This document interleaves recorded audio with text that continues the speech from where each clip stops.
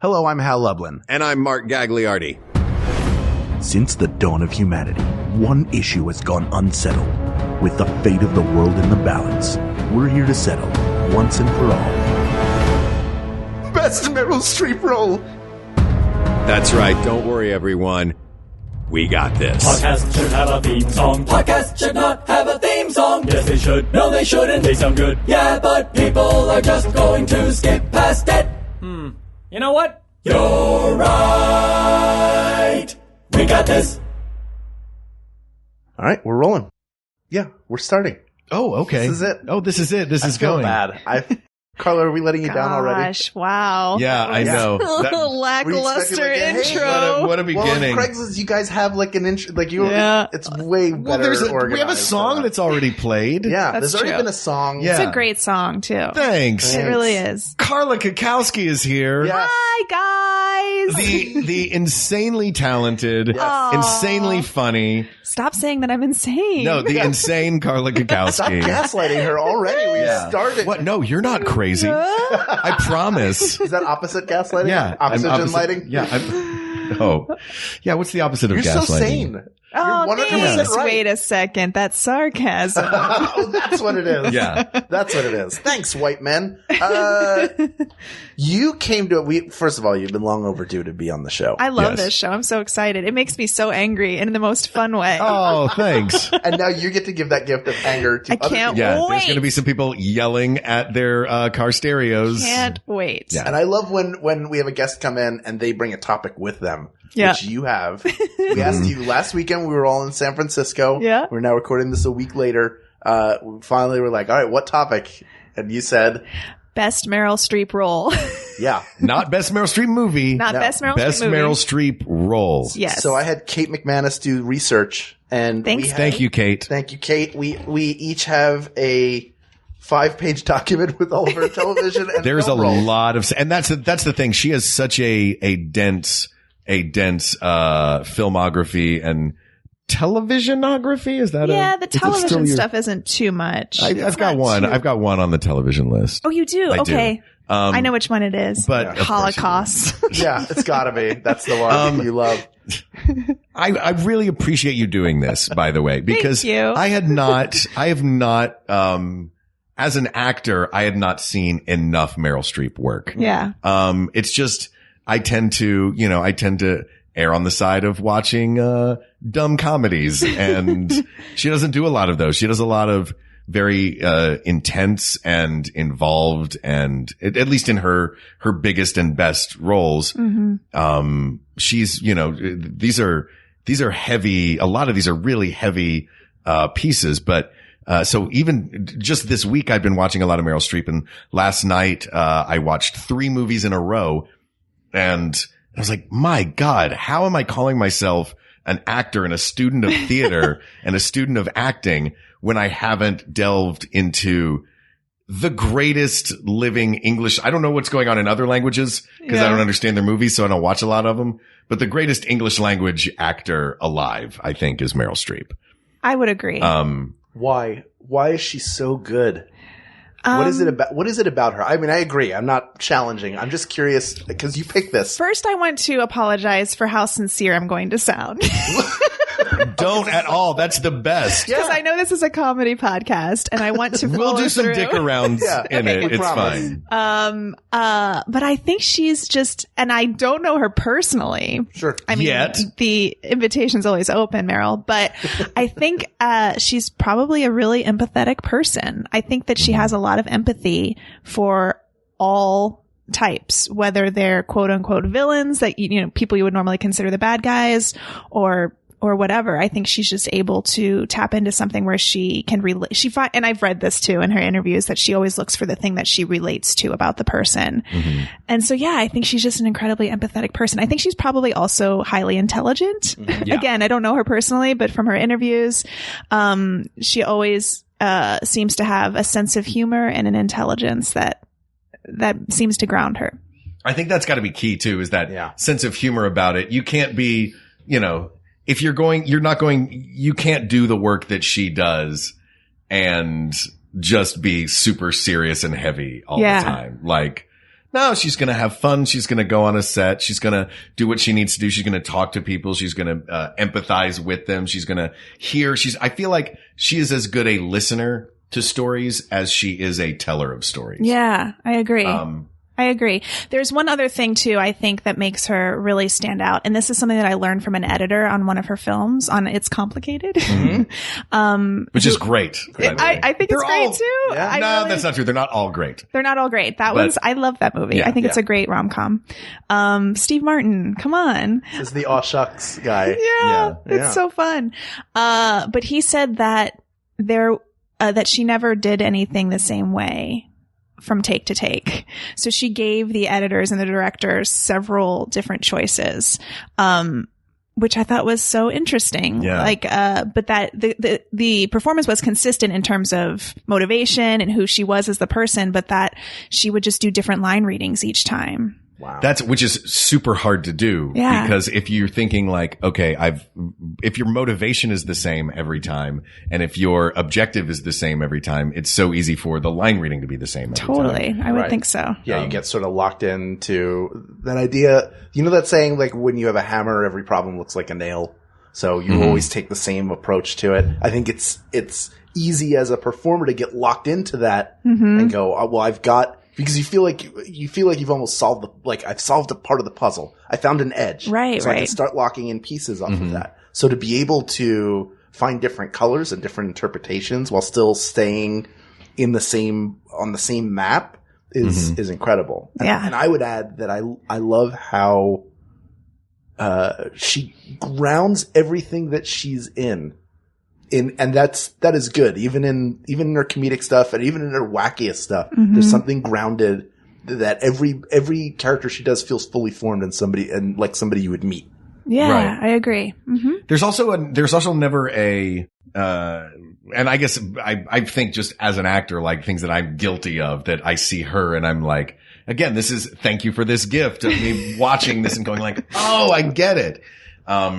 That's how you act. That's how you act. I've been doing it wrong. I've been doing it wrong this whole time. But like, let me show you this in any of her performances. Yeah. It's just, she has such this high level of trust in herself. Yes. In her audience. And it's just, look, I am feeling this. I trust that you will see it. I am going through this. I am doing this. This is my action. This is what's happening.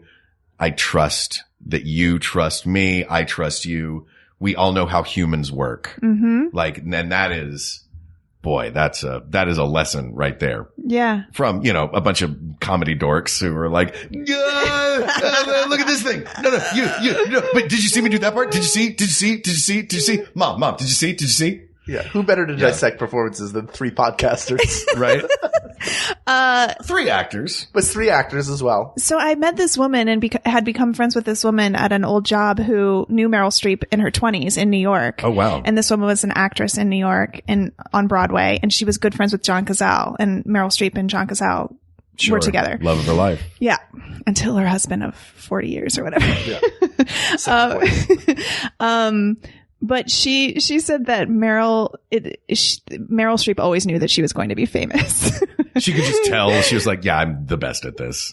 And I was like, oh, that makes her sound awful. And she's like, no. She was like, if I saw her on the street compared to all the other people from that time, I feel like Meryl would come up to me and hug me and say hi. She was just supremely confident. Yeah. And like aware, which I thought was so interesting. That's great. Like, yeah, she's not a jerk about it. Yeah. And who knows? I mean, these are stories from, stories. Tell us friends the have most, removed. I know you are a huge Meryl Streep fan. Yeah. What is I'm trying to think of what a fun way to ask this would be. What is the most ridiculous Meryl Streep story that you have heard? Oh gosh. The most ridiculous. Oh no. How about this? What is the least believable Meryl Streep story? Like the most outlandish that you've heard? Oh my gosh. I didn't mean to put you on the spot. No, it's good. I really don't know that I've heard anything outlandish necessarily, though. I will say that a guy. Oh, I don't know if I would say this. I'm going to say it. A guy that I work with used to date her daughter. Oh wow. Okay. And that he says that she's just acts like a mom all the time. Oh Oh man, that makes her so much cooler. I know. Mamie Gummer we're talking Yeah, about. Yeah. Which is like, Who I don't also know. is a very good actor. Yeah, she is. Like, there's something. Have you guys done? She did some Dead Pilot stuff or whatever. I think recently. Mamie Gummer did? Yeah. I was not there. I did not work with her. But yeah, I don't know. That wasn't really my story to tell, but he just loved her and thought that she was so cool just because she acted like a mom the whole time. Look, this whenever he was whole around. thing is just going to be a love fest for Meryl Streep. So we have, like I said, 5 pages. The TV page. So we got to get through this. We can pretty much tear and throw away. No. We did speak beforehand. We can talk about the television. Yeah. I know you want to talk about Angels in America. I know you do too. I know you do. Of course I do. I know you do. And that wasn't TV. It's HBO. Boo. Come on. All right. I retire. What we did, and you can talk, and then when we're done, you can talk about Angels in America, Mark. You can get it out. It's like walking a dog. Like, we have to do it or else he's going to pee all over the rest of the podcast. Yeah. We've each picked our top 5 Meryl Streep roles. We have not told the others. So we'll get into, let's talk about Angels in America. Let's talk about what sort of criteria we've settled on. Great. And then maybe we'll go around one at a time and say one of them. Well, one of mine is Angels in America, so we'll. So why don't you? Oh, well, then let's talk about. But let's talk about the criteria first. Sure. Also, I just want to say very quickly that, with the exception of the television stuff, on her film list, I've only not seen 5 of these movies. That is amazing because there are a bajillion of them. There are 5 pages of it. Yeah, I've only not seen 5. And you have seen She-Devil. I have seen several times. Knew it. I knew that wasn't one of them. I'll quickly say what they were. Is that okay? Yeah. Do we have time? No. The ones you haven't seen? Yeah, the ones I haven't seen, just so people know. Just because I know you guys care, you're with your list. Dark Matter, not seen that. Evening, Lions for Lambs, Suffragette, and The Homesman. Those are the 5s I've not seen. Those are the only wow. So if you are going to mail DVDs to Carla, those are the 5 to mail her. I don't really need to see them. Do you have no interest? You don't have interest in seeing them? I keep meaning to go back just to like fulfill the. You're not a completist? That would be driving me insane. Oh yeah. I only realized it this week when you sent me this list because I was like, oh gosh, I should go watch the ones I haven't seen. But then I saw them and I was like, we're not going to talk about those movies. And here we are. Fair enough. And now we're talking about 3 of them are from 2007. Like, clearly I was busy in 2007. Right. Clearly so was she. Yeah. She just had were these like small roles where she just went in for a day on somebody's student film or something? Yeah. Which, by the way, is one of my 2007. which is one of my favorite things. That was her student film period. But I've seen that a lot, like, not student films, but like super low budget movies that if you look at some of the biggest stars, you look at their IMDb page, there are movies scattered throughout that you have never heard of that are total like, I'll go in and do a day on this. Yeah. Thanks, George Clooney. And you're like, what? What is this? I remember Annie Savage had Nathan Fillion in her freshman year student film at LA City College. Yep. It was a good film too. It was a great film. It was a lot of fun. It was very funny. So before we dive into this, we did sit down and we came up with a list of a few of the criteria that we think make a great, not just a great Meryl Streep role, a great film role. Mm-hmm. One of them is the arc of the character, like what you see. And this is, I mean, we're not doing anything that, dramaturgs and theater and film critics haven't done for thousands of years, but, is the arc of the character. Yeah. So just to give an example of a film where she does a great job, that is a really great movie, I would say that in Defending Your Life, she doesn't really have a huge arc. No. As great as that movie is. It's fantastic. And she's great in it. But it's not one of her best roles. Yeah. That was totally one of my 5. No, it wasn't. We'll talk about it though. At it. It's totally circled. We'll talk about it. Oh no. Sorry. That's okay. So the character arc is one of them. The difficulty of the prep for it, like what she would have to either physically go through or mentally go through, to create this. An example being, in Sophie's Choice, she speaks 3 languages in that movie. The seamlessness within a film, like how that role, plays into the film itself and the way that it, the way that role either supports the film or carries it. And, the opposite of that being that character can live outside of the film, that it's become either iconic or culturally relevant or something. Yeah. Sure. Yeah. The one that comes to mind for that is of course, Devil Wears Prada. Yeah. So do you want to start? Which maybe I'll, now that I'm thinking about it. Do you want to start? Because I didn't have Devil Wears Prada circled. I would bet somebody has it on their list. Does somebody have it on their list? I do. Okay. I do too. I hope we have the same exact ones, Hal. That'd be so fun. You guys have the same lists. Let's start there then. Let's start there. At Devil Wears Prada? Let's make Devil Wears Prada. So we've each circled 5 of our favorite, our favorite Meryl Streep performances. Yes. And because there were just so many, we weren't going to go through the entire list of all of them. Just to give you a sort of an awards rundown, and then Carla will have you talk a little bit more about the part and what makes it fill these criteria. She won the Golden Globe for that one, musical or comedy, and nominated for I think best actress. Did not win that year for the role of Miranda Priestley. Actually, before we do this, can I ask just one quick thing from you, Carla? Mm-hmm. We're just going to come to you with a million things today. Great. Before we launch into this, I feel so special, you guys. You are. You are. What is one performance by Meryl Streep that nobody has seen that you think people should see? Because there are a ton of movies on here that I have never heard of. Okay, so we should start there. Well, unless this is one of your 5. It is one of my 5, although I think maybe people saw that. Let's say, gosh, I really love Postcards from the Edge. It's not on my top 5. Mm-hmm. I think people had seen it, but maybe younger people have not seen it. Right. Yeah. And I would highly recommend it. Did you watch it? I did. Did you like it? I loved it. She's the straight man to, basically for those who don't know, Postcards from the Edge was written by Carrie Fisher. It's autobiographical. Yeah. And it's about Carrie Fisher and her mother, Debbie Reynolds. Yeah. And Shirley MacLaine plays the mother. Yeah. And she's going through rehab. And it's just this great story about, showbiz family. Yeah. But it feels very real. It's very grounded. And that's, I think, Meryl Streep entirely her doing, because there's some wacky lunacy in that movie. Yes, totally. But yeah, she's really wonderful in it. I think I've read from a few different people who've said that that's the closest to who she is as a person. Really? In real life, which I think is interesting. A cokehead? Exactly. A cokehead. Like sarcastic and, you know, fun, probably. Yeah. And there's a great monologue toward the beginning of that movie where she wakes up in rehab, not knowing what's going on, and is talking to CCH Pounder, and it's just Meryl Streep at her funny best. I love this scene with her and Gene Hackman after she comes back and she's doing a looping session, and she says that she can't feel her life.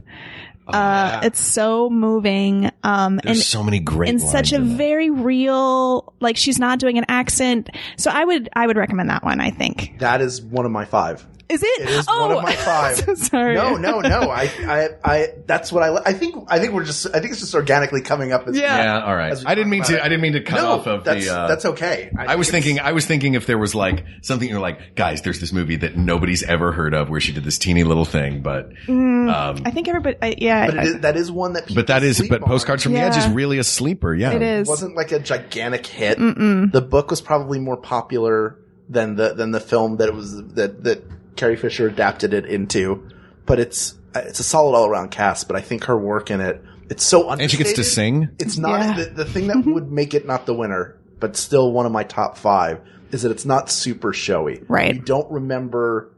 You remember it as an overall piece of which her performance is the most integral part, but it's not. It doesn't have the flashiness of some of the other roles that I've picked, but it's a top 5 for me. That's great. All of her work, and just like it was a great, real, grounded portrait of addiction and recovery, and what that actually looks like, and the complicated relationships we have with our parents. That's so great. I really love it. I'm so glad it's your top 5. That's great. Follow up really quickly. Falling in Love with Robert De Niro. I don't think anybody's seen that. No. And it's great. Okay. It was like 83 or 84, and they're married to 2 other people, and they meet on a train, I think, and they fall in love. It's just a very sweet, simple story where they're just playing people who are probably just a shade or two different from who they are. Robert De Niro is incredibly understated in it, and it's just a sweet movie. So I would say check that one out. Oh, And that's too. So I heard this years ago about those two actors. That I had an acting teacher, or I don't even remember. I remember hearing it in college. I don't know if it was from one of the teachers or from someone had heard it third or fourth or whatever hand. I don't know, but it was describing. There's two different kinds. I mean, there's a million different kinds of acting, but in this instance, there's two different kinds of acting. There's the hedgehog and the chameleon. And Meryl Streep is the chameleon, and she blends into whatever she's doing. She disappears into the role. You barely recognize that she's a different person every time. And then there's the hedgehog, and that's what De Niro does. And he's always playing himself. He's always doing what he does, but he's great at it. Yeah. But it's just little variations, and he's just burying in and burrowing down in there and getting down in the dirt with who he is. Yeah. So And it's cool to think about the shades two of of them him. working. Yeah. So like him in Meet the Parents versus him in Midnight Run are completely different characters. Versus him in The They're- Godfather. Yeah, but they're too. all De Niro. Yeah. Even when he's doing a young Marlon Brando, he's still De Niro. Yeah. He can't be. He's always going to be bigger than everything. Even when he's the gay pirate in, what was it? Not Cloud Atlas, the Golden Compass. What was the movie? Where he's- I don't know. What are you talking about? It was a great, fun, Golden like Compass, over the top, like flashy role that he did. But he's still, you're like, that's De Niro. Yeah. Just playing a gay pirate. I have to say that I'm so delighted for this topic, not just because I know about it, but because I get to hear Mark talk about acting. Right? Oh, yeah, It's right. really It's fun to talk. So it's a fun It topic to is. talk about. Gags on acting. Right? Because I went to theater school for a little bit. I know you went to DePaul, and like I don't really hang out with actors anymore, Right. Because it can Oh, am get I an exhausting. insufferable No. actor? But this is like a nice reminder of like the fun. It can. Yeah. There's fun in it. I'm so glad to have you here. So We're all so delighted right now. It's just a delightful day. We're all smiles. Do you want to talk about Angels in America before we talk about Devil Wears Prada? Yeah, I want to talk about Angels in America and I don't want to talk about all three roles. Okay. She played 3 roles in Angels in did. America, but this was not Best Meryl Streep. Did we say performance? Role. There you go. Role. But I would say it was, her role as the rabbi, because when I saw that's that chameleon. You had no idea it was her. I had no idea it was Yeah. her. And when I saw the movie, I remember seeing this performance by this rabbi, who kind of looks like, the little dude that guides, Atreyu through, you remember this character in, Neverending Story? Oh yeah. That guides him through where the lasers are going to shoot down. Just that sort of like everything's very like curly and pointy and like looks like a Lemony Snicket character. Yes. And I was like, who is this actor that's playing this rabbi? I just vividly remember watching it and going, who is that? I know this is like an all-star cast for this thing. And this rabbi is one of the, it's in the play. It's, it's a very poignant moment, and this is a very good actor. I got to look up who this is. And I looked it up and I was like, you have got to be kidding me. That's Meryl Streep. God! So that was on my top 5 just for that moment alone. Yeah. Sure. It's pretty great. So do we agree that despite that, it's probably not a finalist? It's probably not a finalist. It's a tiny, I'm glad we talked about it though, Yeah. because it is, again, it's like a magic trick. Yeah. That's the thing. Yeah. She's, when she disappears into roles are my favorite performances of hers. So we talked a little bit about Miranda Priestley. I talked a little bit about the awards. I think this one is a finalist. Devil Wears Prada. I think it has to be. Kind of hits every single base that we were talking about. I mean, I don't know what her prep was for that. I'm sure she does a lot of preparation for everything, but Yeah. I mean, it's one of the iconic. She's had so many iconic roles. The sweater monologue, the fact that she can have the monologue about the sweater and then also have a moment where she does an entire monologue just looking Anne Hathaway up and down and then turning around and walking away. And I'm like, she just did a whole monologue and she didn't say anything. Yeah. Well, from what I read, again, this is just all pure. I love this. Whatever. Blogs. Blog info. She lost a lot of weight for it, because she wanted to feel like she could fit into that world. And she of course, looked at Anna Wintour, the editor of Vogue, and decided on the hair. And then in terms of her voice, she said that she never wanted to raise her voice, that powerful men never yell, that they can just say what they need to say, very quietly. And then she referenced Clint Eastwood. And she said that when she worked with Clint Eastwood, he never yelled on set, but everybody listened to him all the time. Ooh. And I think that's so fascinating. And I use it in my improv classes when I'm teaching all the time, when I'm teaching point of view and different ways to play emotion. I always reference that. Like, you don't have to yell to be angry in a scene. Yeah. If you slow down and take your time, you might even be angrier, come off Which angrier. is so hard for an improviser to hear because your whole thought is, I want to be heard. I want to be heard. How do you get heard? Get louder. Yeah. Yeah. Yeah, exactly. I have to play it big. I have to play to the back of the room. And then Anne Hathaway said that she like, before they started shooting, she invited her over for lunch. She cooked Anne Hathaway lunch, was totally wonderful. And then as soon as they started shooting, she was in character in between takes. Does she do that for all of her? I don't think roles, so. But apparently for Julie and Julia, she did. And then apparently for this one, but I haven't heard that for everything.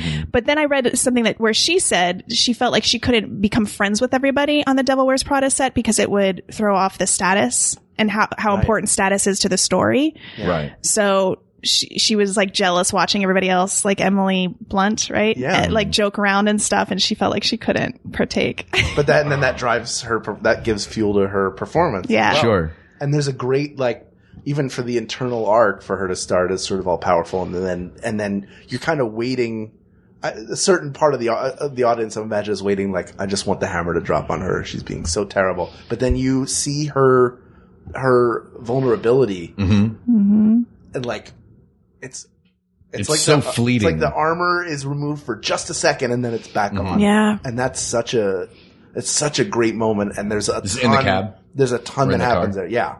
Or the scene earlier where she's in the hotel room. Yeah. Oh, right. And she doesn't have any makeup on and she's crying because she just found out her husband, or she's been crying because her husband's going to leave her. Yeah. And it's the one moment where Anne Hathaway's character sees her without the fancy clothing or the makeup. And it's so moving. And she just talks about like how it's so much harder for women to have power positions. Oh, I love it. I would say that's equal performance and movie. I read the book. The book is, I don't want to say it's garbage. Congratulations on finishing a book. I mean, that's amazing. But it's it's much more mean spirited. At the end, she purposely does things to ruin Anne Hathaway's character's reputation. And in the movie, she just kind of like smirks and like when she sees her, like good for you, which I think also was Meryl Streep's input into the script. So I think it's a fantastic movie and a fantastic role. All right.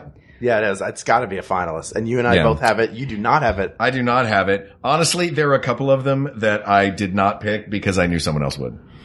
Really? That's okay. Yeah. So I knew we would have, but I loved that role. I loved that performance. So that is one of our finalists. I'm going to circle it. For sure. For sure. All right.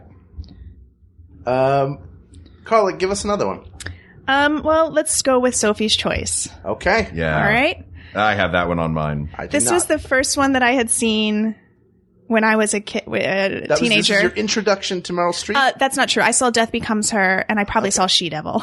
Gotcha. Because I was born in 80, and like that makes sense for my trajectory as a moviegoer. Yeah. But when I was in high school, I was like trying to get into female actresses, and I was like, oh, this one. Everybody talks about this one. And I remember I picked it up at Blockbuster, and this was what made me fall in love with Meryl Streep, was this performance. Now, watching it, I haven't watched it in a couple years, but I did see it a couple years ago, and it's way too sad for me to keep watching. The movie. Like, I can't watch it ever again, maybe. Yeah, it is a sad movie. When I was in high school, I watched it probably 5 or 6 times and just thought it was the greatest thing. But as I get older and realize that, my morality my mortality is, and my morality is a real thing. And that, death is real and sad, which is something you just don't, some kids understand. Fortunately, I did not totally understand that as a kid. As you shouldn't. Right. You hope.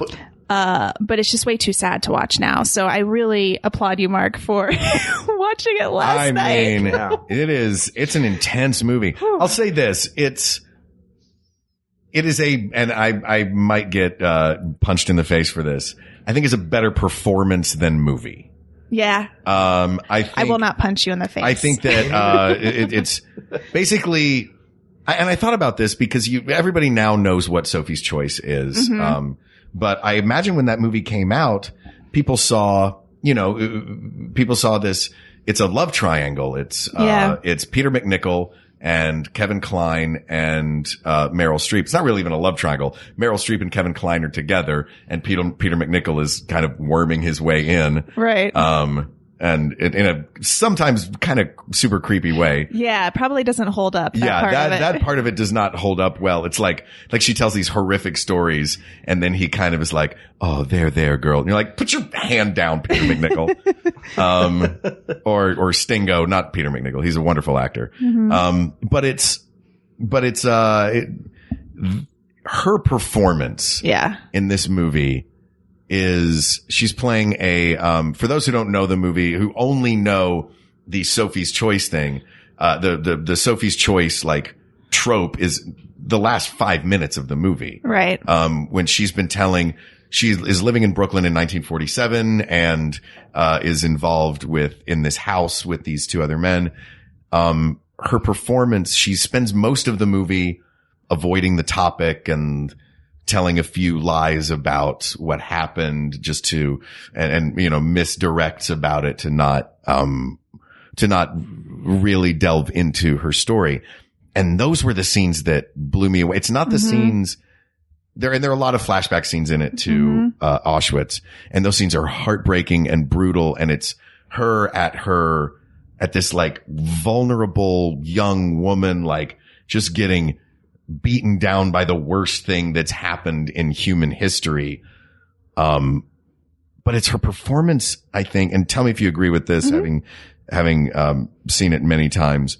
It's her performance in 1947 in Brooklyn. Yeah. Having all of that information and burying it. Yeah, and that's what's so brutal. Walk around, and you can tell in her character, like, she has this enormous burden that she's been walking around with, and every time she's with Kevin Kline, he's the only thing that makes her feel alive again. Yeah. And it's so moving. You're so right, like the different levels to that performance. Yeah, it's like she has to have somewhere to give her love. Yeah. She's got this love. She has no one else to give it to, and so she gives it to Kevin Kline. Yeah. And yeah, it's such a subtle performance, and showy, though. It's also it is. That movie is a melodrama. It's a melodrama. Yeah, for sure. But God, she is good in it. And she won the Academy Award for it. I think rightfully so. And she was 29 when she did it? Something like that. And the Golden Globe. She the Golden Globe. It was a clean sweep for her. The Streep sweep. And learned 3 languages, lost a bunch of weight. I mean, it was kind of before, correct me if I'm wrong, but I do feel like this is the beginning of the, change the shape of your body, actors, and you'll win Academy Awards. I'd say that. Also, De Niro a couple years earlier with Raging Bull. Totally. Where he got in great shape, I think. Yeah, so this is like the era where that starts. So now it feels kind of like, of course she got it, but I think at the time it was really astonishing for the film community, Right. It wasn't like The Machinist. Exactly. And that's totally what I was just thinking. Of course. The Machinist. That's totally the It's example. so weird to think about Christian Bale in The Machinist and then now in Vice, which he's nominated for. I hope he doesn't have a heart attack. That guy is serious. doing damage to his body. He has said in interviews he can't do it anymore. He really shouldn't. But I do want him to win more awards so I can see him get up and go, all right, isn't it not having this award here? I want to thank everybody. I want to thank Satan. Yeah, thank Satan in it. He said in it like a bunch of times. He really did turn into like, he's like, all right, I got this award. Now I'm going to go sweep chimneys for Mary Poppins. Like 100%. That's what was coming out. It's so true. Yeah, that's going to be on his tombstone. Just, Christian Bale, his birth and death dates, and then INNIT. Yeah. Which is so funny because that clip from the Golden Globes, it was the Golden Globes recently, right? Yes. Is like when I saw that, I was like, whoa, this isn't the guy who freaked out on the cinematographer on the set of the Terminator. Did you ever see that? Oh my God. I heard that. I didn't know. It's insane. Yeah. And then to see that clip of him, I'm like, whoa, talk about an interesting person. Yeah. Best Christian Bale role. Right? Oh, Batman. I agree. Batman. It's Batman. Yeah. No, it's Jack from Newsies. Right? Yeah, I love so the are we Newsies. done? Are we done? I love Newsies. I feel like we hit all the Sophie's Choice stuff. Yeah. It is a mega melodrama. I do think it should be a finalist. I do think it's culturally relevant. Okay. I think that Sophie's Choice is a phrase that has been used many times and people know exactly what that means. Yep. So I'm not saying we have to decide for it to be a finalist right now, but I do think I think it's got to be fair. up there. yeah. I have one on my list that I see that you have as well, and that you do not. Okay. Which is Kramer versus Kramer, Yeah. which is her breakthrough. I actually role. put mean, I have a really her star. breakthrough. I don't have a circle around Kramer. Oh, I'm versus sorry. Kramer. I have it starred, so it's one of mine. Yours is one. My stars mean honorable mentions. This was her. This was her first Oscar. Mm-hmm. And her first Golden. That was the first Streep sweep. She had been nominated for both for Deer Hunter, but A won clean neither. Streep. Yeah, she had a clean Streep in '79. It's a really, really nuanced performance, and she carried. Look, Dustin Hoffman also is. Everybody's acting their butt off in this movie. Yeah. But I just think it's there's something subtle about it. Mm-hmm. That I know takes it. I feel like this is what I did with Postcards in the Running too. I just think it's a fantastic performance. Yeah. It's not super showy. I mean, her like losing her mind and like crying and like that's in there, but it doesn't. You think of both of them when you think of the movie. Yeah. Yeah. No, that's true. I will say that I would have put that on my list. But she has a smaller part in it in the actual, I think she's in something like maybe 18 minutes of it. And or there's something three like that. real like really tentpole scenes in that. It's really more about Dustin Hoffman navigating life as a single parent. Yeah, but I think it's really a fantastic film and they're all wonderful in it. It's something I can still watch now and like totally be into. I think that I remember watching it in high school. Yeah. When they were trying to because I went to an all girls Catholic high school. And they were like talking about divorce and how, divorce can play out. And they showed Kramer versus Kramer. This was like 97 or 98. Jeez. So it's like 20 years after it came out or whatever. But point being, it's like very culturally relevant, I think. Yeah, Absolutely. it totally made divorce super popular. Well, I think it was tapping into a thing like that was very relevant in terms of like you had your, post-war families setting up like their houses with the picket fences. And then the next generation is like, I don't want to be married. Yeah. Sometimes it breaks. Yeah, sometimes it breaks. And Meryl Streep monologue at the end in the courtroom, she wrote that herself. Did she really? Wow. And it's a totally fantastic This is the feminist, feminist point of view monologue about like how she was just losing herself in her marriage and she had to go away in order to be sane again, which is, I think, so real and relevant still today. So I do not blame you for putting that in your top 5. And there's so many moments. I think that one is a movie of moments. Yeah. Like just her, toward the beginning going, to the elevator and leaving her bag behind and don't make me go back in there. Don't make me go back in there or I'll never leave. Don't make me go back in there. Like that moment is just so heartbreaking. And she's great in it. And even like the moments with a smile on her face in the restaurant later on when they meet up and she tells him that, she wants custody.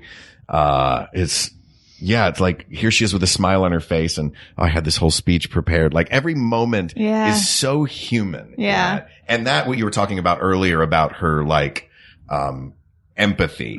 That character is just where it feels like her Venn diagram with that character. She just shoved them into one circle and was like, I'm going to feel everything that this woman feels. In that scene when Dustin Hoffman hits the glass. She didn't know he was going to do that. And she was furious with him. And like, they never really got along making that movie, according to books that I've read.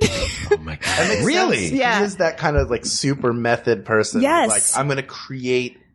Also kind of a nightmare I hear. It's kind of, that's kind of like a double-edged sword. There's something to spontaneity, but there's also a part of that that's glass, dude. If you're that's dangerous. It's that, but it's also if I'm trying to draw a moment out of you, then I'm not trusting you exactly to do that. You're doing your work, and it's almost a more controlling way to do it. If that's the motivation, I agree. Maybe just in the moment, I'm going to use anything around me, and I'm not going to warn you because why would anybody like. I'm going to force you to deal with this moment. Yeah. Do you think it's the premeditation is what determines whether it's I'm going to draw something out of you or Yes.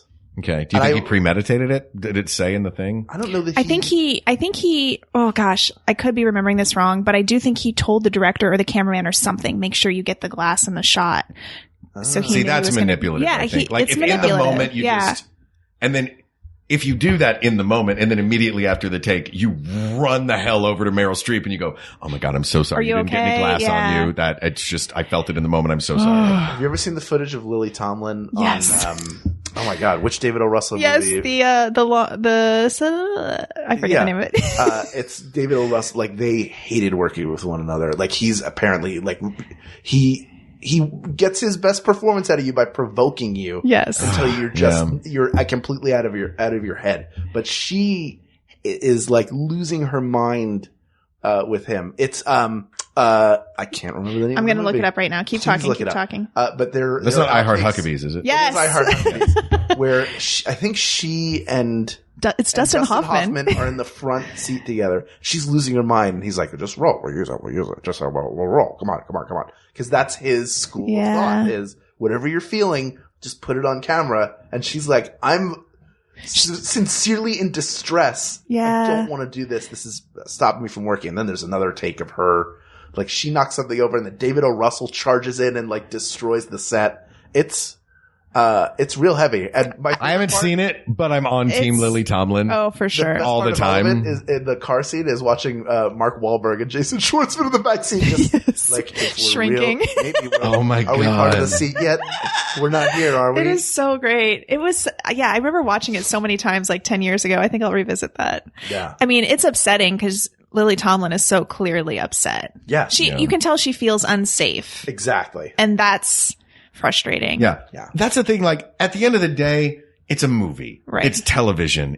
Guys, like don't make a person feel unsafe. Yeah. Right. Like, yeah, we're I not, love it's these- not brain surgery. I honestly love these sincere conversations we're having about acting right now. Yeah. Yeah. I really that's do. Right, me That's too. That's it's a great topic to bring in. Yeah. 'cause that's what bringing talking about Meryl Streep brings up. Let's take a quick break for station identification and for you to hear about some other Max Fun podcasts. And then we'll come back and we'll keep going with our there'll be more Streep stories, I'm sure, more clean Streeps ahead, and more of her iconic roles, and we'll pick the best one.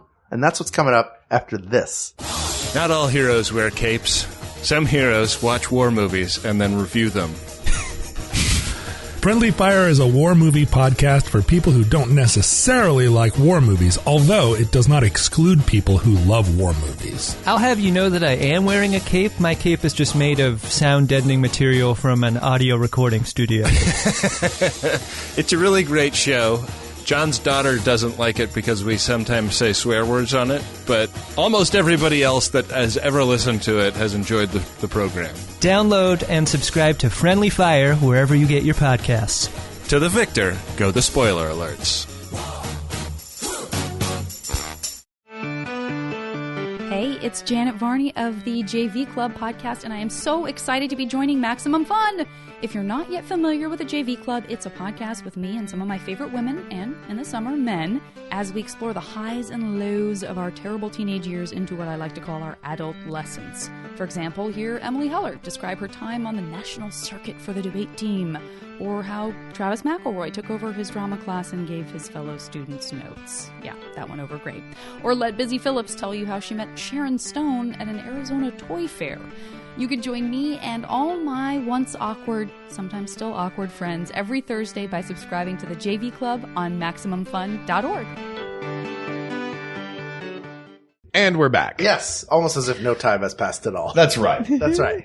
Hold on, I'm grabbing my coffee. Which, by the way, my coffee mug has a picture of Carla's husband on it. Greg Cackowski. It's not creepy at all. No, not at all. That he's at all. on my coffee mug and staring at you. Bucatino business. Bucatino. Is it my turn to throw one out there? Yeah. We just did Kramer versus Kramer. And Sophie's choice. Oh no, that was me. I put that. you one put up. Kramer versus I put Kramer. that up So, there. yeah, so Mark. it's you. I'll throw Silkwood on there. Sure, sure. you I've got will. Silkwood on my list as well. Silkwood, 1983, nominated for Best Actress for an Oscar, and nominated for a Golden Globe. I I think she would have won Best Actress for this had she not just won for Sophie's Choice. Yeah. It's a pretty fantastic role. It's not a great film, I don't think. It's a okay slow film. Yeah. Yeah. It's Mike okay. Nichols directed it. Nora Ephron's first screenwriting credit. Was it really? As a co-writer. A great scene with Cher. Like, Cher's great in this. Cher's great. Yeah. This is more of an ensemble piece, I think. Like, it's, there's a lot of great actors in it. Kurt Russell's in it. David Strathairn, who played her husband love later him. on Yeah. in, River Wild. The thing about her in this role that I just absolutely loved. You mentioned her status before, as Miranda Priestley. Her status as Karen Silkwood in this, it is so subtly and precision, like just, she nails it. She is, Which is what, do you think? I think it is that she is equal with Kurt Russell and with Cher in those scenes that they are together. She is deferential to the union bosses, on the national level. She is collegial with her friends when they are all in the power plant working together. Until she takes a step up in status and tries to assert herself for the benefit of her fellow union members, at which point she is knocked down in status by them for trying to ruin her job. Like, it is a roller coaster of status that she rides so beautifully in this movie. Do you have this one on your list or no? I don't, and this is a sad admission on my part. I always mix it up with Ironweed. I don't know Ironweed. Very similar. It's her and Jack Nicholson and drunks that fall in love. Yeah, right? Ironweed is about the two homeless people, Jack Nicholson and Meryl Streep, who she very much has a supporting role in Ironweed. Right. It's more of Jack Nicholson's movie. That's Craig's favorite Meryl Streep role, I believe. Is Ironweed? Yeah, when I was leaving this morning, he was like, okay, Ironweed or whatever. Amazing. And I was like, not on my list. but it is like it's kind of an underappreciated role, I would think. I would say. I'd never even heard of it until reading this list and going through this deep dive. It's it's very sad. It's, them trying to survive on the streets, basically. But Silkwood is about, Karen Silkwood. It's a true story about, a woman who worked at a nuclear facility and discovered that they weren't trying to keep their workers safe, that they didn't give a if plutonium was leaking out onto the floors. So, this I think is culturally relevant because it's the Silkwood shower, which is like a reference that everybody become like a comedy reference. It has, that I've like heard a lot. 30 Rock used it as a joke. Yeah. It's like actually a very upsetting scene where they have to 3 very upsetting scenes. Yes. No, you're totally right. I guess I'm thinking of the last one. But yeah, so she gets scrubbed down, with these really awful brushes, and because they're holding her eyes open and just spraying water straight into her eyes. It's really insane because you have to get all the radiation off of you. Yeah. Right. Yeah. So she did this she started filming this 3 weeks after she finished Sophie's Choice. Wow. She went from Sophie's Choice set 3 weeks later to Silkwood set, which is crazy to me. Like, they couldn't be 2 more different characters. You know what she needed in the middle there? She needed to do like a Zucker Brothers movie in the middle. Right. Just like go do an Airplane or a Top Secret in the middle just to break it up a little, Meryl. Well, the thing I love about Silkwood is that she's a fighter in this movie. Like, she's not a victim. I do feel like in Sophie's Choice, she's more of a victim of her circumstances. She doesn't, even after all of the awful things that have happened to her, ever really try to survive. Like, she's a very tragic figure. And Silkwood does end up dying at the end, which is spoiler, but 1983, you guys, come on. Good time. Yeah. Also a historical figure. Right. Also a historical figure. But she's really trying to rise above the circumstances that she's been given in life, and is a fighter. And I really like this movie for that reason. Yeah. She's fantastic in it, and the supporting performances in that are great. And everyone in this movie is awesome, and she leads the pack beautifully, I think. This one's definitely a contender for me. I would put it as a finalist. Even though I haven't seen it, it sounds like it meets all of its criteria It's just a movie I have to say. It's just a blind spot for me. Let's talk, digress just a little bit and talk about Meryl Streep playing historical figures. Okay. And real people, because that's one thing that she has done throughout her career beautifully. I bet you one of us has a role on their list that involves her playing a historical figure. Do you? I do. Which one? The Post. There we go. Not a fan of the movie, actually. Didn't love the movie. Thought her performance was fantastic in it. The moment where she is on the phone and she tells them to run the presses is one of my favorite Meryl Streep acting moments I've ever seen. In the theater, people started applauding as soon as she said, and I'm totally bastardizing this, but she has this great hesitant thing where she's like, run the presses. And like everybody in the theater just started applauding and it was so magical. Yeah. I cannot forget that moment. And it was only last year, so I had to put it down as one of my favorite roles. Wow. Yeah. I love it. What about you? I have Julia Child on my list. It's a very showy role. It is the half of the Julie half of Julie and Julia. I don't care for personally.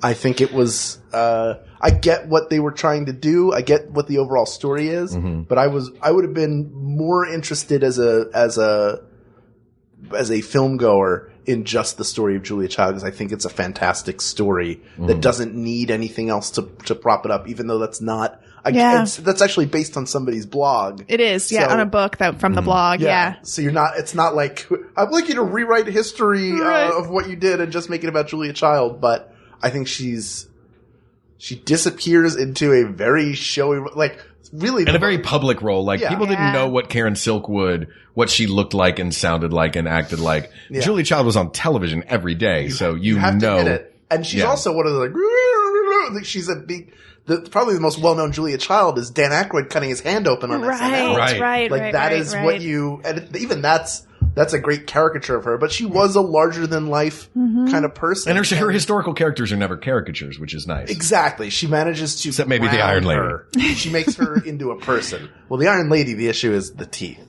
The Iron Lady is garbage. I'm sorry. I mean, congratulations for finishing a movie. Oh my God. That phrase, I'm totally stealing that. I love it. Congratulations for finishing a movie. It's not a great movie. It's not like totally accurate either historically. She's wonderful in it, even with the teeth. Yeah. She's still Meryl Streep. I'm so glad she got the Oscar because it had been 20 years or something insane. Like, she's the most nominated person. So I feel like That's crazy that she's only won how many? 2? 3. 3. Yeah. I believe it's 3. And the Iron Lady is one of them, which just seems bonkers, but I'm glad she got it. Whatever. Anyways, it's not a great movie. It's really not. Yeah. I had a similar problem. Well, I had a lot of problems with Bohemian Rhapsody. I have a lot of up and down problems with that movie. Yeah. And I like never let the subject of the movie produce the biopic. Yeah. That's a bad call. Yeah. I really like Rami Malek. I think Me too. I've been a fan of his. This is going to sound stupid. I've been a fan of his since Larry Crown. Oh, wow. He plays the stupid, because Larry Crown, look, it's not a great movie. I enjoy it. But it's like an episode of a sitcom. It is. I really You're enjoy so it. right. It's really fun. And he's like the dumb. That's he's Steve right. in I class. forgot And about he's that. Great. And then all of a sudden he's Mr. Robot and he's doing all this stuff. But the teeth they put on him were so large that, like, Freddie Mercury had large teeth, and I know that they were like how his mouth dealt with it. You want something so that your mouth has to deal with those teeth in a way that Freddie Mercury had to deal with his. But they seemed too big. Cartoonish. And I was watching the teeth the whole time. Yeah. Look at those chiclets. I'm just like staring at them. I'll say this. My favorite Rami Malek, the moment that I went, who is this guy? And went and looked him up and then just followed everything he did, was he did a one episode of 24. Where he played a kid that had strapped a bomb to his chest, and Jack Bauer, in order to get this kid to relinquish the bomb, brought his mother to try and convince him, and it was. And look at him now. I know, nominated right? for an Academy Award. And a Golden Globe winner. Yeah. In a problematic movie.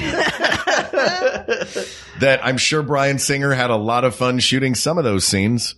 Are there any other real people here that you want to touch on? I just wanted to generally talk about her performances as because she's she's so good at like really diving into a sound, and she taps into.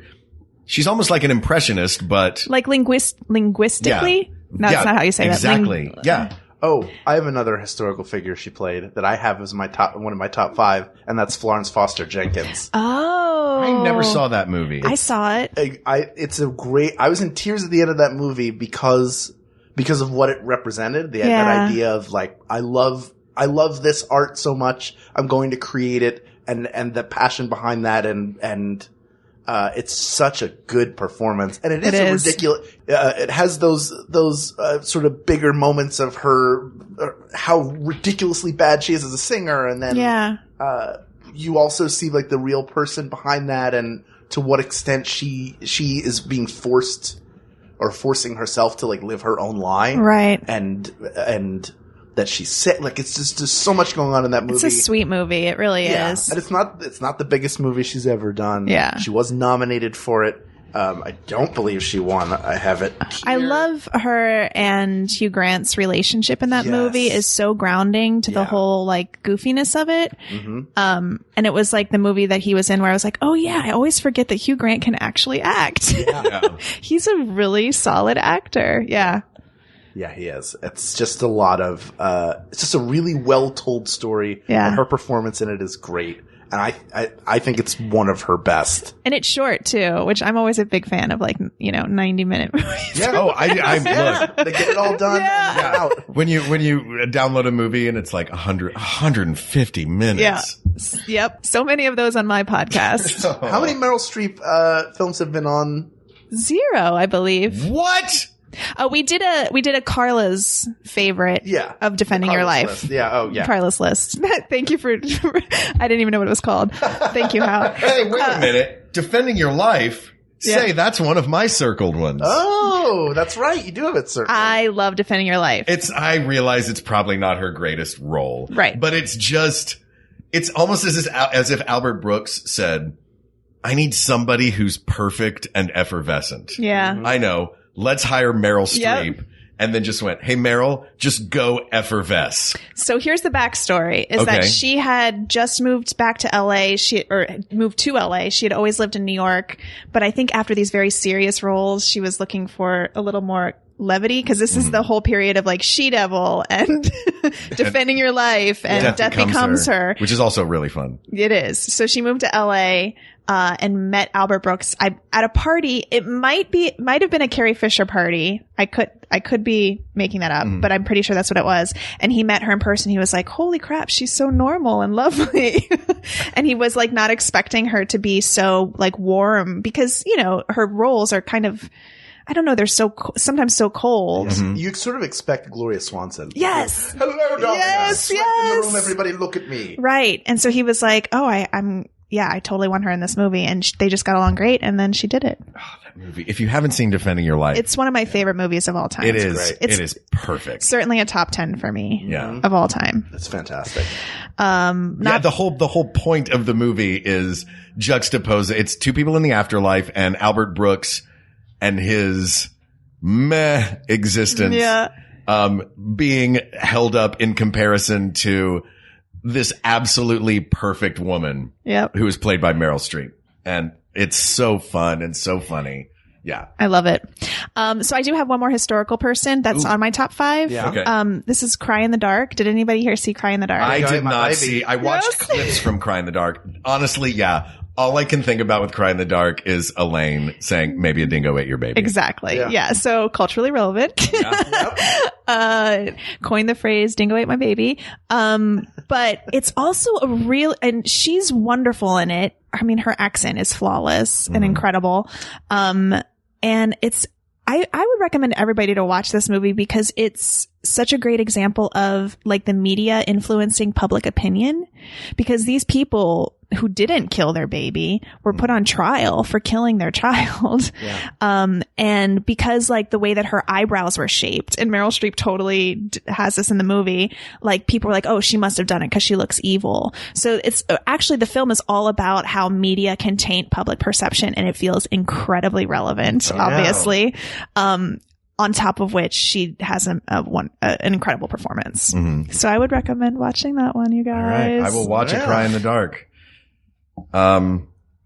What else do we have on our list? That was so serious that nobody had anything to Well, I know, honestly, No, I you're mean, the only one who has seen it here. No, I so know, I was I know. like, yeah, I put a star next to it because I made sure I wanted to talk about it. And I did watch clips from it. Yeah. I watched a bunch of movies and then, cause there are 500 of them on here. So I could watch all of them. You mentioned It's Complicated, which is a good one. It's Complicated is a great, and that's like, that's such a great, nice palate cleanser. It's a nice palate cleanser. It's a rom-com. But a lot of times in romantic comedies, it's just people mugging at the camera. Yeah. And this is Meryl Streep, like, living a thing and hilarious things happening to her.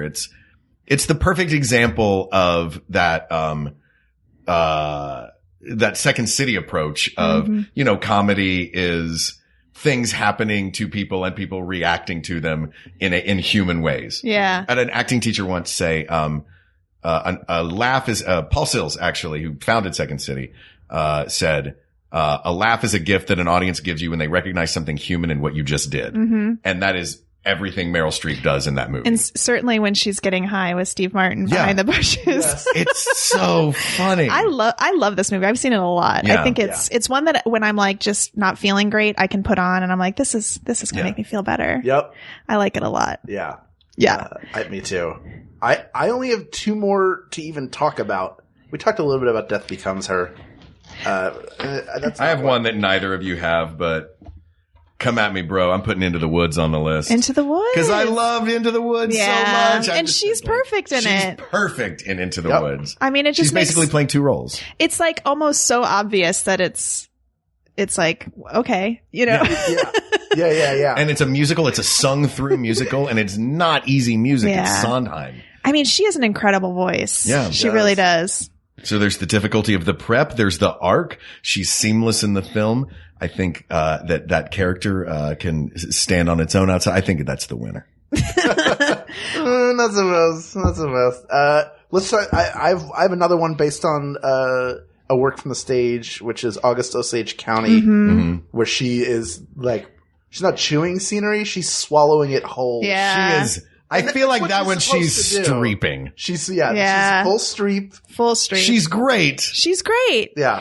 But like we've seen her be so great so many times. If anybody else had done that, they would have gotten all the awards and been like, this is the best actress. But we're like, okay, Meryl, yes, you're still great. Yeah. We know what you can do. It feels relentless at this point, right? Yeah, it's just, she's streeping at you so hard in that movie. Just waving a cigarette around and banging on a dining room table. It's ridiculous. It's not one of my favorites. Yeah. But it's fun. It's fun. It's just her you're right. She's just gobbling up scenery whole. Yeah. My other one is maybe the ultimate, yay, you made a movie. Congratulations on this list, which is Ricky and the Flash, which I saw in the theater. I don't know Ricky and the Flash. Oh, what did you think? Wait, that's on one of your best roles? No. Oh, okay. I just think I think she does a very good job in a movie. Congratulations, you made a movie. On the scale of Oscar winner to congratulations, you made a movie, it is very firmly in the congratulations. Yeah, totally. Look, always happy for people to get work. Always. And that's her and Ricky her and the daughter. Flash, that's the one about the band, right? Yes. That's she's a rock star. She was a rock star, wannabe rock star. And who left her family. She abandoned her family. Yeah. Who played her ex-husband? Kevin Kline. They've worked together a lot. Yep. Theater of War. Check it out if you haven't seen it. Yep. It's behind the process of Meryl Streep and Kevin Kline creating Mother Courage for Shakespeare in the Park, which also featured. It's interesting. I thought that she has the silent scream, the Brecht Mother Courage silent scream in that play that was invented. Like I guess came to prominence in that play. A mother screaming. At the tragedy of a child, and then used it. Yeah, it was used by Brecht in the 40s or whatever, and she did it in Sophie's Choice. Yeah, and then she did it on stage in Mother Courage. She's really a one-trick pony, you guys. Not to be dismissive of that, because that's all very interesting, but Ricky and the Flash is terrible. But she's still like she's singing, she's playing guitar with Huey Lewis or whatever. Huey Lewis is in this movie? Hang on, you guys, I gotta go rent this. You know, like everybody in the cast, like, oh yeah, they all did a good job. Yeah. Why is it so bad then? Sometimes you get a lot of ingredients together and you put them in the pot. You're hoping that soup or a good stew comes out, and it just tastes like a bunch of ingredients in a pot. And also, like, you already just ate. Yeah. Like, do we need this? I think this was the last movie that the director of Silence of the Lambs did before he passed away. I think it's the last movie he did before he passed away, which is a real bummer. You know, hopefully, this is one of the ones where not everything you do, not everything that Meryl Streep has done is great. Right. She has an extremely high batting average because she elevates everything and everyone. She's a great scene partner. Yeah. And great in stuff. She's also been very smart about the things that she's done. Totally. But ultimately, and this is the kind of the tough thing with art is subjective. Subjectively, it seems really bad. Yeah. But if the three of us got to do a movie and we had a really great time on it. You guys, let's do a movie. We liked what we were doing. And then it went out and people didn't like it. That would suck. But we'll still have the experience of making it together. Totally. 100%. And I think she really did enjoy making that because her daughter's in it. Yeah. And she got to do a rock and roll movie for a few weeks. Her old pal Kevin's in there with her. Kevin's in it 100%. No, I agree. I'm sorry that I got so negative for a second. No, it's okay. You know what? Everybody go watch Ricky and the Flash. I just no, don't please. But the 3D version. So basically the winner is Ricky and the Flash. Yeah, that is the winner. That's what we're saying we're doing. Or tied with Into the Woods. Another movie I wanted to quickly talk about is Bridges of Madison County. Sure. Which is one of my top 5 performances. With Clint.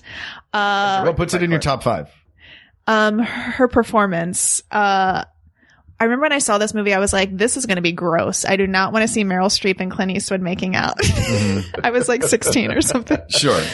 And I watched it and I was so moved. And I just thought that she did such an incredible job, even though she's playing an Italian, she's like from Italy, moved to Iowa or whatever. She really captures the essence of a Midwesterner in this film in a way that felt really familiar to me.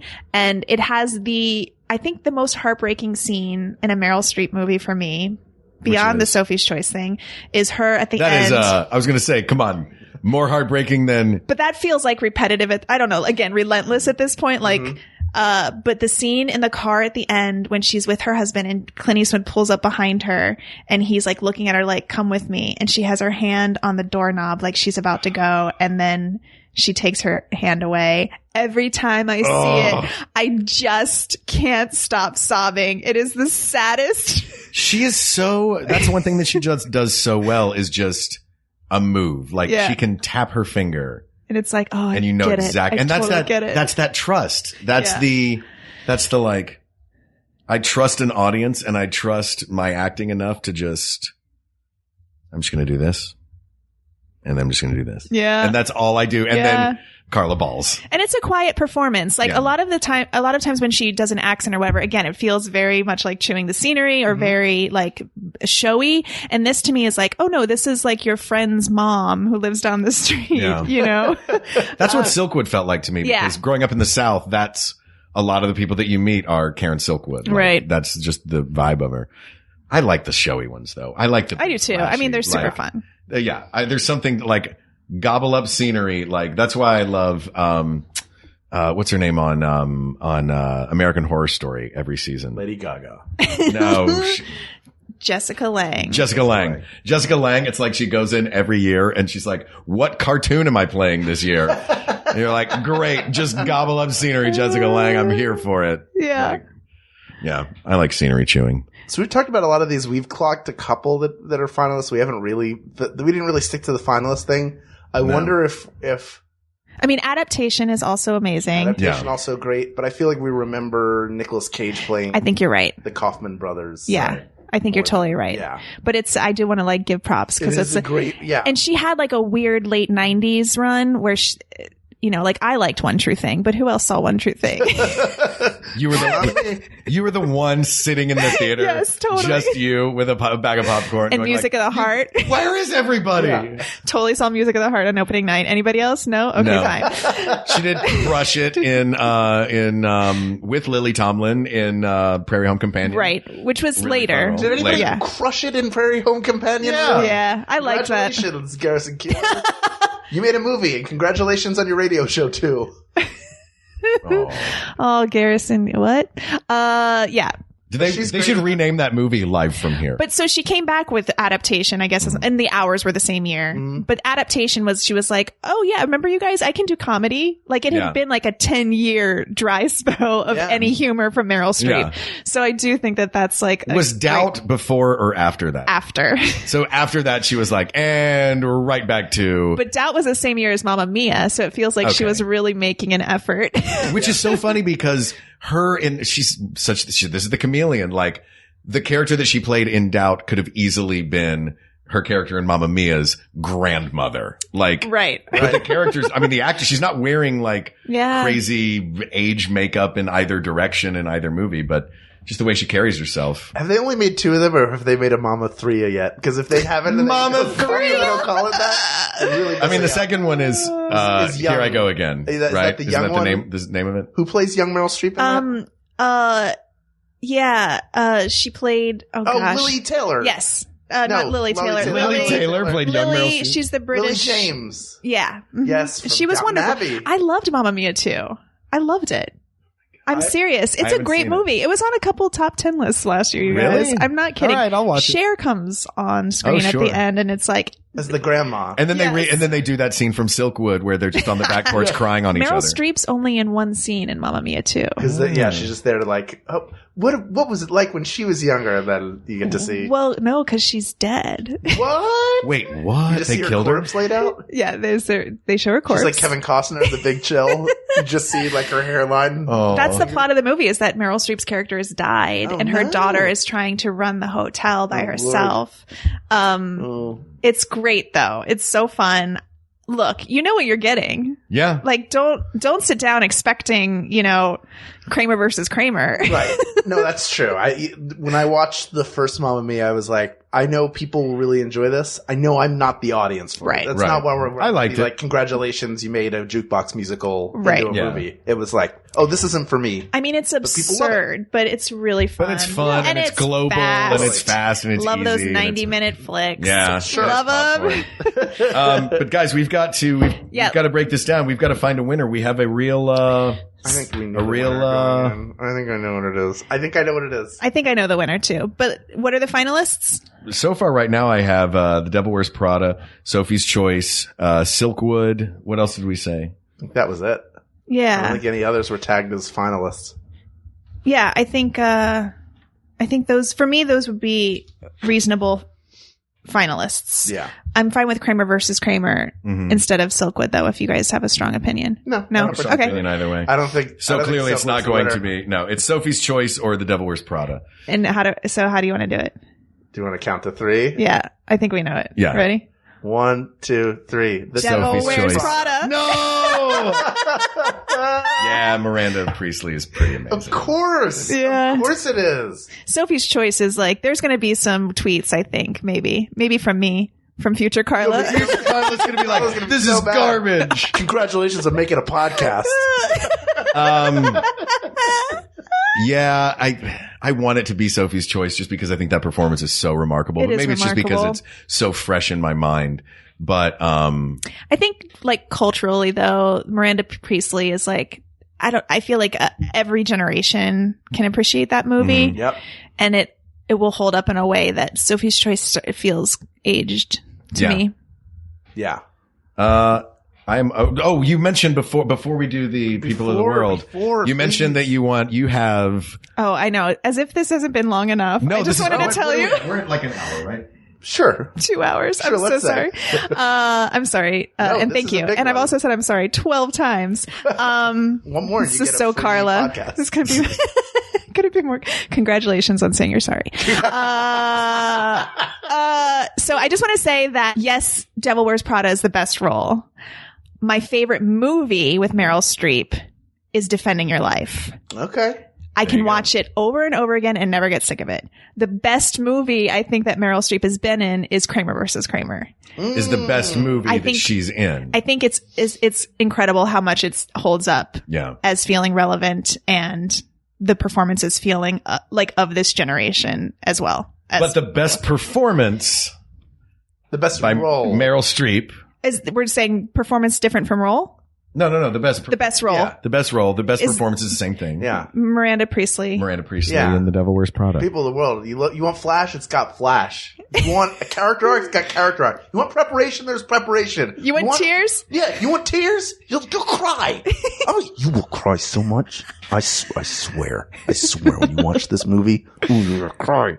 You will cry. See, I'm not yelling. Yeah, you're not. I'm trying to be Miranda Priestley about and we all got really quiet. Yeah, we did. We're staring at you. Real quiet. Listen, you're waiting for me to say something really big, but it's never going to happen. I'm going to stay right here and tell you that the best Meryl Streep role is Miranda Priestley in The Devil Wears Prada. Period. Hear, hear. Asked and answered. Asked and answered. Carla Cackowski, thank you for being here on the show. Thank you for putting up with me. This has been putting up with you. This a highlight of 2019. I know it's only January. It's January. I'll still remember it in December. Yeah. This was like, I never get to do things like this because I don't retain information. So for me, this feels like I've been preparing the last 20 years of my life for this afternoon. Oh my God. In a way that is just the most delightful thing I've ever done. Well, so thank you. You are an absolute delight. Thank you so much. I'm so happy to be here. Tell people, obviously you are co-hosts, you and Craig co-host the Craigslist podcast together. Craigslist podcast. My husband asks me to watch all of his top 100 favorite films, and it's sometimes painful. Yep. So I'm co-hosting that. So, and you both have been guests on that, and I'm sure we'll be future guests because we have some more. You guys got a few Woody Allens coming up. Anybody want to come on? I earmarked a different one. Do we have to? A bunch of Woody Allens and Bryan Singers coming up. Yeah, great. So that's Craigslist, and then I actually just finished a web series, so it's out now. Great. It's called Badge of a Quitter. Nice. It's about a middle-aged woman who goes back to earn her Girl Scout badges. Amazing. And I co-wrote and directed it, and I would love it if you would go watch it. They're fast episodes, so badgeofaquitter.com. You are one of my favorite comedy writers, by the way, having seen your solo shows and always love those. Guys. So I'm excited to check this out. Thank you for being here. Thank you This for is very having exciting. This topic is closed, but there are many more topics to discuss. So please reach out to us on Twitter at We Got This Tweets. Check out the Maximum Fun subreddit. Or you can email us at wegotThisPodcast@gmail.com or go to our Facebook group. Talk about your Meryl Streep faves that you have. I don't know what came out of my mouth just then. Get some gifts. Let's get some gifts going, guys. Get some Streep gifts. Feel the Streep love. Facebook.com/groups/ We Got This Podcast. Please ignore how I said what I just said. Thank you to producer Ken Plume, researcher Kate McManus, put together an exhaustive list for us. Always a delight to have your work in front of us. Kate, graphic designer Uri Kelman, QA engineer Jen Alba. And thanks as always to our musicians, Jonathan Dinerstein and Mike Furman, for our score and theme song, respectively. And thanks to you, our listeners, for giving us a chance to sit down here with Carla. Aww. And for me personally to sit down and watch a bunch of Meryl Streep movies and remember the joys of acting. Congratulations on making a podcast, you guys. For Hal Lublin, I'm Mark Gagliardi. For Mark Gagliardi, I'm Hal Lublin. Don't worry, everybody. We got this. We got this. MaximumFun.org. Comedy and culture. Artist owned. Listener supported.